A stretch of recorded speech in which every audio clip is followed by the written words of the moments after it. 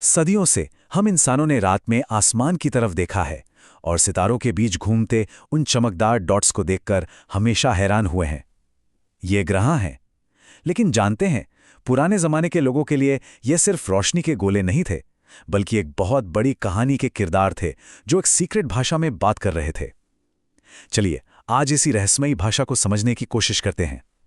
तो सबसे पहला सवाल यही उठता है कि अगर सारे तारे एक फिक्स्ड रास्ते पर चलते हैं, तो फिर ये ग्रह इतने बागी क्यों हैं? ये कभी भी एक सीधी लाइन में नहीं चलते। कभी तेज हो जाते हैं, कभी धीमे, और अरे कभी-कभी तो उल्टी दिशा में भी चलने लगते हैं। आखिर ये कैसा डांस है? हाँ, पहली नज़र में देखने पर तो इनकी चाल बिल्कुल रैंडम लग सकती है, लेकिन पुराने ज़माने के ऑब्जर्वर्स ने इसी उथल-पुथल में एक छिपा हुआ पैटर्न, एक लय देखी। तो चलिए, आज इसी प्राचीन सिस्टम को समझने के सफ़र पर निकलते हैं और देखते हैं कि कैसे जो चीज़ हमें बेतरतीब लगती है, वो असल में एक बहुत भी खूबसूरत और तयशुदा क्रम है। तो इस ब्रह्मांडीय कोड को तोड़ने के लिए सबसे पहली चाबी है वो भाषा जिसे पुराने एस्ट्रोनॉमर्स ने ग्रहों की चाल को बताने के लिए बनाया था। ये सिर्फ आगे या पीछे जैसा सिंपल नहीं था, बल्कि उससे कहीं ज्यादा गहरा और सुंदर था। इसका जो मेन कॉन्सेप्ट है वो है गति।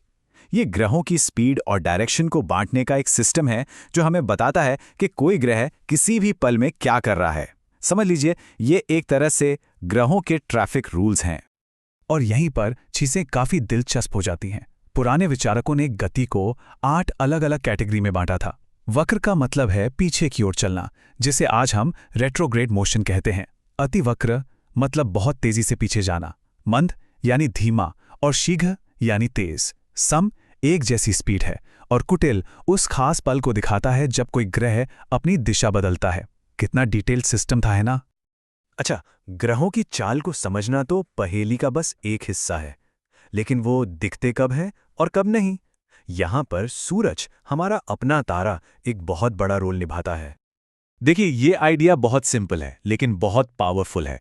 जैसे हम दिन में तारे नहीं देख सकते क्योंकि सूरज की रोशनी बहुत ज़्यादा होती है, ठीक वैसे ही जब कोई ग्रह आसमान में सूरज के बहुत पास से गुजरता है तो वो उसकी चमक में खो जाता है। इसी हालत को अस्त या कंबशन कहते हैं। और मज़े की बात यह है कि यहाँ भी वो प्राचीन सिस्टम कमाल का सटीक था।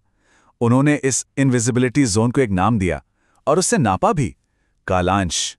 ये सूरज के चारों ओर का वो एरिया है जिसे डिग्री में मापा जाता है, जहां एक ग्रह हमारी नज़रों से गायब हो जाता है। अब जरा इस टेबल को देखिए, इससे पता चलता है कि यह सिस्टम कितना सटीक था। हर ग्रह का अपना अलग कालांश था। चांद के लिए ये 12 डिग्री था, मंगल के लिए 17। लेकिन यहाँ एक दिलचस्प बात देखिए, बुध और शुक्र के लिए ये वैल्यू इस बात पर भी निर्भर करती थी कि वो वक्री यानी पीछे की ओर चल रहे हैं या नहीं। ये वाकई में कमाल की डिटेलिंग है। तो ठीक है, अब हमें चाल की भाषा भी पता है और सूरज का असर भी। लेकिन इस कोड की जो अगली परत है ना, वो तो और भी कमाल की है। इन सभी घटनाओं के लिए एकदम सटीक टाइम टेबल। और सच कहूं तो यहीं पर मामला दिमाग घुमा देने वाला हो जाता है। ये सिर्फ बताने वाला सिस्टम नहीं था, ये भविष्यवाणी करने वाला एक मैथमेटिकल सिस्टम था। इसका मकसद ये कैलकुलेट करना था कि हर ग्रह हर फेज में ठीक कितना समय बिताएगा। चलिए, जरा कुछ नंबरों पर नजर डालते हैं।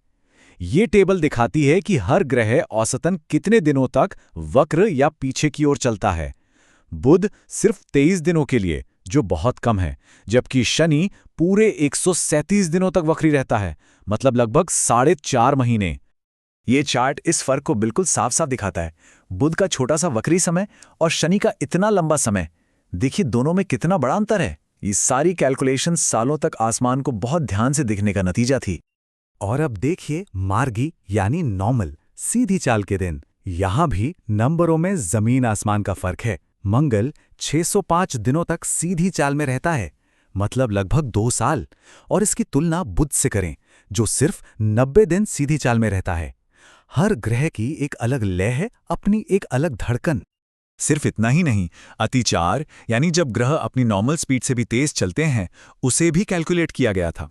शनि लगभग 180 दिनों तक इस हालत में रह सकता है, यानी पूरे 6 महीने। ये सब एक बहुत बड़ी ब्रह्मांडीय रूल बुक का हिस्सा था। तो जब हम इन सारे टुकड़ों को एक साथ जोड़ते हैं, ये चाल की भाषा, अस्त होने के नियम और ये सटीक टाइम टेबल, तो आखिर में हमें मिलता क्या है? हमें मिलता है एक पूरा भविष्यवाणी करने वाला सिस्टम।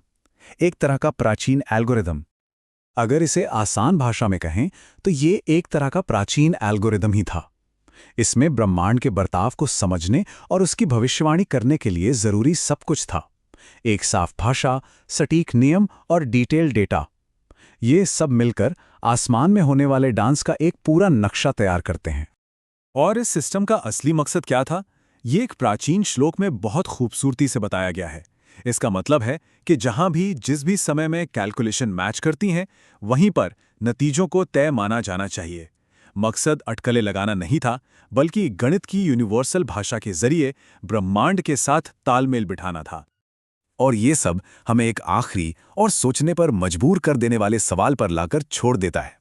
बिना किसी मॉडर्न टेक्नोलॉजी के, बिना कंप्यूटर या शक्तिशाली दूरबीनों के, सिर्फ अपनी आंखों और गणित की ताकत से पुराने खगोलविदों ने एक ऐसा सिस्टम बनाया जिसने आसमान की उथल-पुथल में एक व्यवस्था ला दी।